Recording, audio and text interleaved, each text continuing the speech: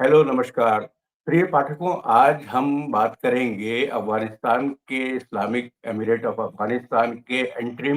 Foreign minister जनाब मुत्तकी साहब के हिंदुस्तान दौरे की और उसके साथ ही उस दौरे में जब वो दारुल उलूम गए, तो उस दौरे की क्या अहमियत थी और किस वजह से मुत्तकी साहब दारुल उलूम देवबंद गए। तो मैं यहाँ अपने दर्शकों को ये बताना चाहूँगा कि दारुल उलूम देवबंद जो है, वो हिंदुस्तान के सबसे पुराने मुस्लिम शैक्षणिक संस्थानों में यानी कि एजुकेशन इंस्टीट्यूट्स में से एक है और उसकी जो नींव है वो 1896 में रखी गई थी और इस इदारे को मौलाना कासिम नानोतवी, मौलाना अब्दुल रशीद गंगोही, मौलाना महमूद हसन ने कायम किया था और इसका असल मकसद था उस वक़्त के हिंदुस्तानी मुसलमानों के दरमियान अंग्रेज़ों के खिलाफ जो है वो एक फ़ौज खड़ी करना और वो फ़ौज जाहिल ना हो, वो फ़ौज पढ़ी-लिखी हो ताकि वो अंग्रेज़ों को उन्हीं के जो रास्ते हैं उन्हीं के ज़रिए से उसको ख़त्म कर सके। लेकिन आम तौर पर देखने में ये आया है कि जैसे ही दारुल उलूम देवबंद का नाम आता है, तो हमारे दरमियान, हमारे ज़हनों में एक अजीब-सी तस्वीर उभरती है क्योंकि ज़्यादातर लोग ये नहीं जानते हैं कि दारुल उलूम का इदारा क्या है, उसका मकसद क्या था उसको कायम करने का और उसने देश की आज़ादी की लड़ाई में क्या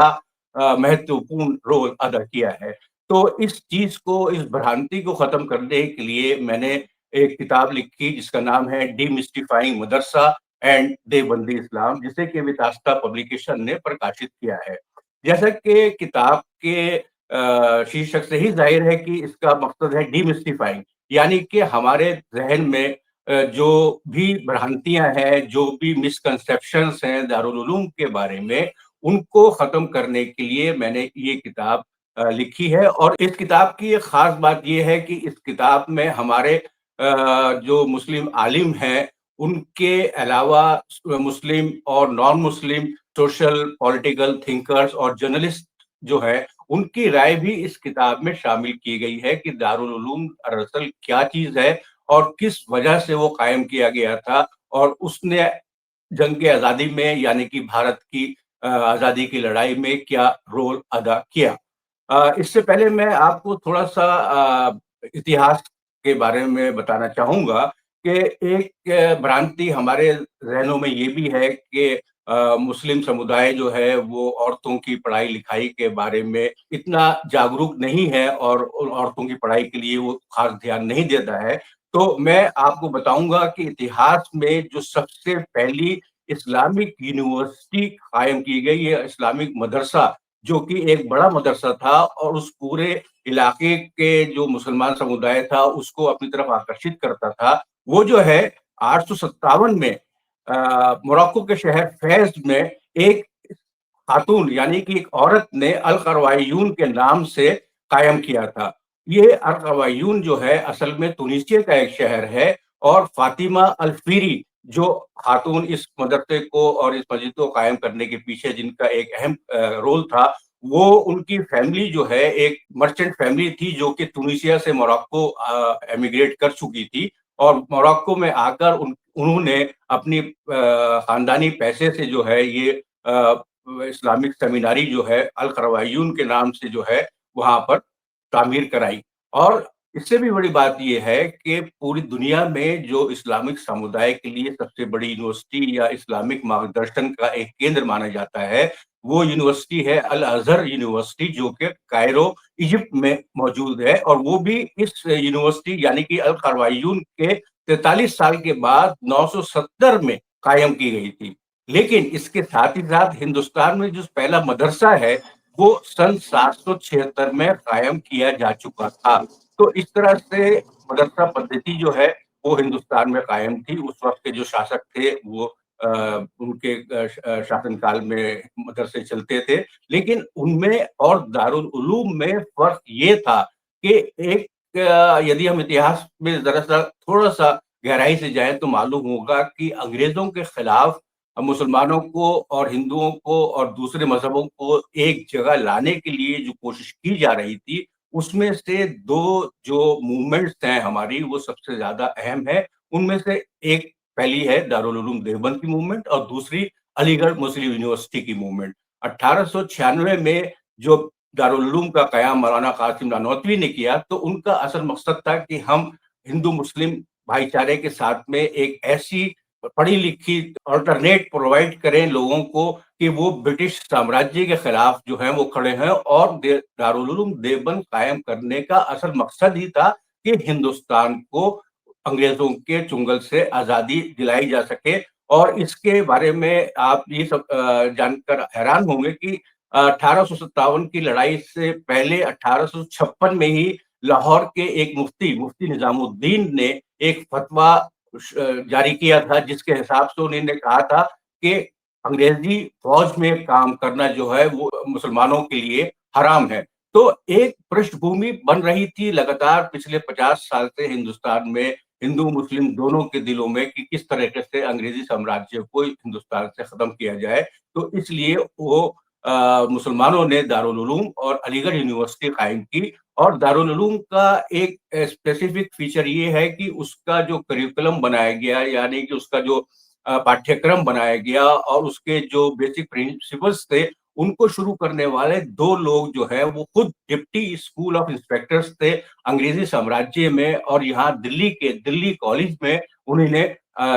एजुकेशन हासिल की थी। तो वो एक तरीके से जागरूक थे, और वो उसी पैटर्न पे उन्होंने दारुल उलूम को शुरू किया। तो दूसरी तरफ अलीगढ़ में सर सैयद ने दारुल उलूम को ऑक्सफोर्ड ऑफ द ईस्ट के नाम से शुरू किया, और अलीगढ़ यूनिवर्सिटी जो है वो कायम की गई कि मुसलमानों के दरमियान जो है वो एक साइंटिफिक अप्रोच जो है वो कायम की जा सके। तो इसी तरीके से 1896 में जो दारुल उलूम कायम किया गया, उसको बाद में अल अज़हर ऑफ द ईस्ट कहा जाने लगा, क्योंकि दारुल उलूम से जो लोग पढ़कर निकलते थे, जो आलिम वहाँ से पढ़कर निकलते थे, उनकी काबिलियत के बारे में किसी को कोई शक व शुबा नहीं हो रहा था। तो आइए अब बात करते हैं कि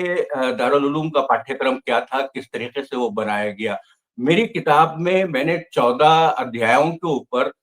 जो है उसमें से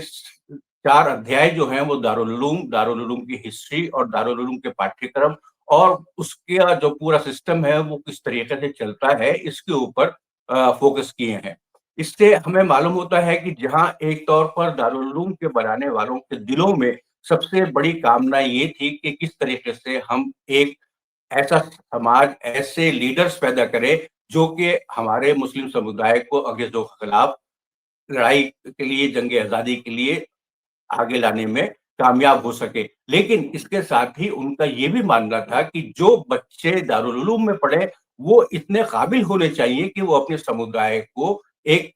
सीधी तरीके से एक सही दिशा में ले जा सकें, और उसमें वो किसी से कोई कंप्रोमाइज़ ना करें। तो दारुल उलूम का शुरू से ही एक मकसद रहा है कि हमें किसी के ऊपर डिपेंड नहीं करना है, और ये बेसिक प्रिंसिपल जो है वो मौलाना कासिम नानोतवी के 8 प्रिंसिपल्स कहलाता है, यानी कि उसूल हश्तगाना। हश्तगाना का हिंदी अनुवाद है 8 जो हैं वो हमारे विशेष संदेश, जिसके ऊपर की दारुल उलूम का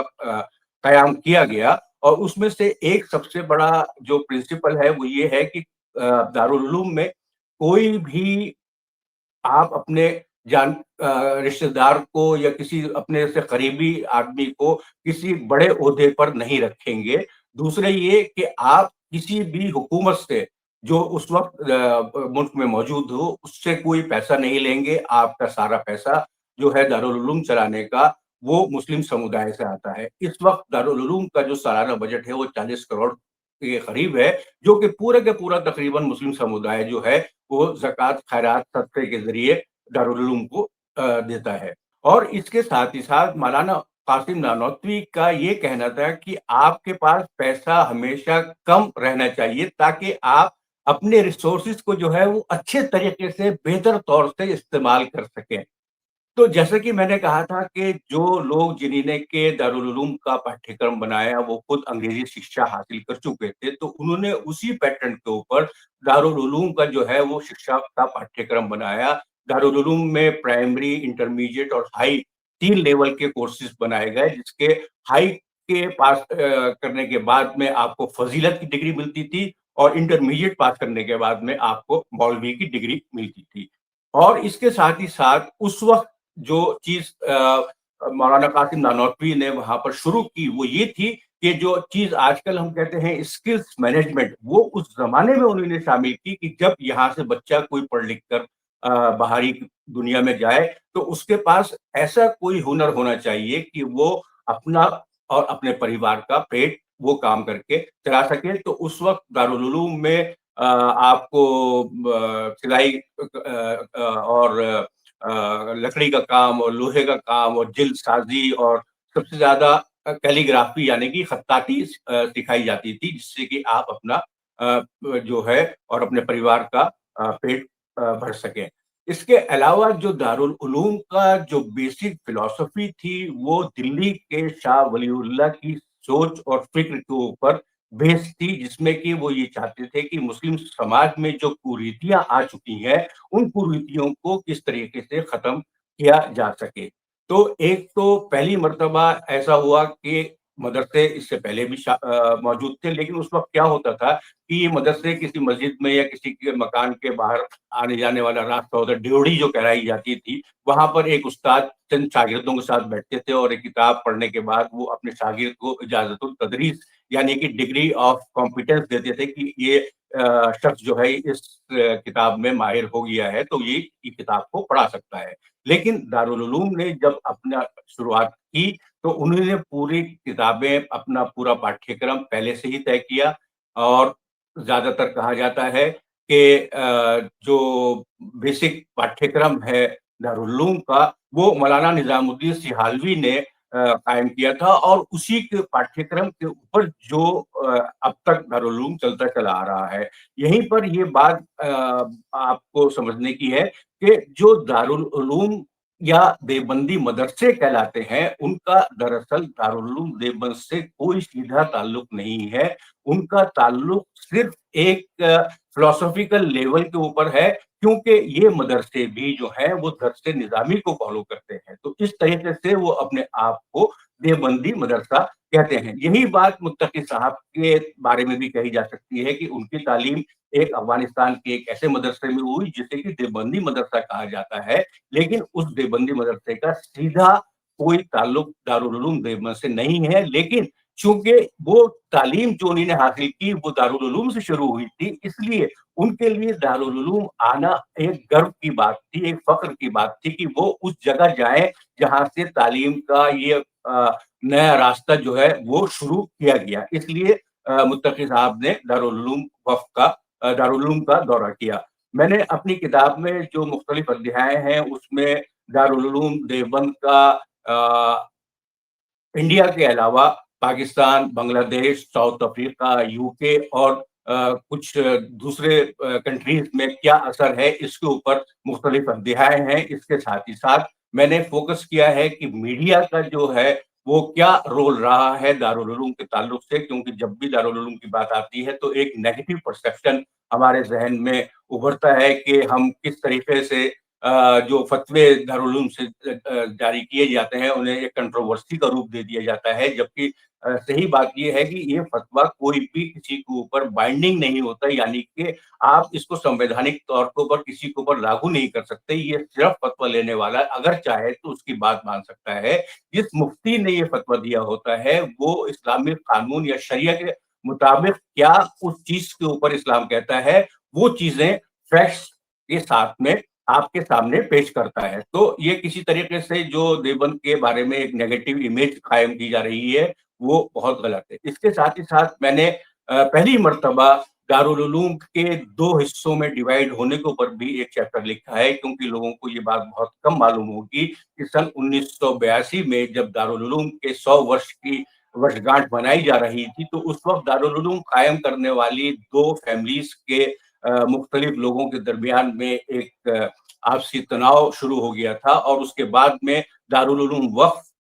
भी कायम कर दिया गया देवबंद में। तो इस वक़्त देवबंद में 2 दारुल उलूम हैं जो बहुत कम लोग जानते होंगे। एक पुराना दारुल उलूम जो कि मौलाना कासिम नानोतवी का कायम किया हुआ है और दूसरा दारुल उलूम देवबंद जो मौलाना क़ारी तैयब साहब ने 1982 में देवबंद में ही कायम किया। इसके साथ ही साथ ये किताब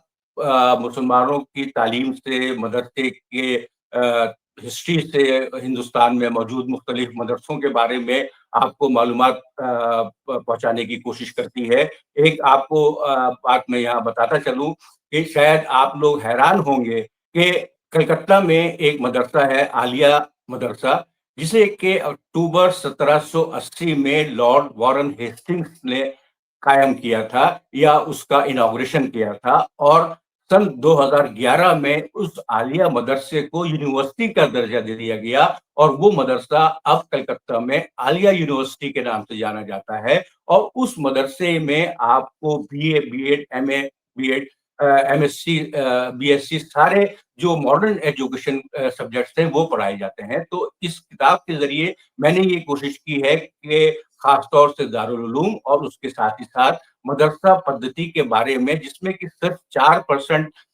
मुसलमान बच्चे पढ़ते हैं, उसके बारे में जो हमारे जहनों में जो भ्रांतियां हैं, जो मिसकंसेप्शंस हैं, जो मिसपरसेप्शंस हैं, उसको कैसे खत्म किया जा सके, इसकी मैंने ये इस किताब में कोशिश की है। धन्यवाद।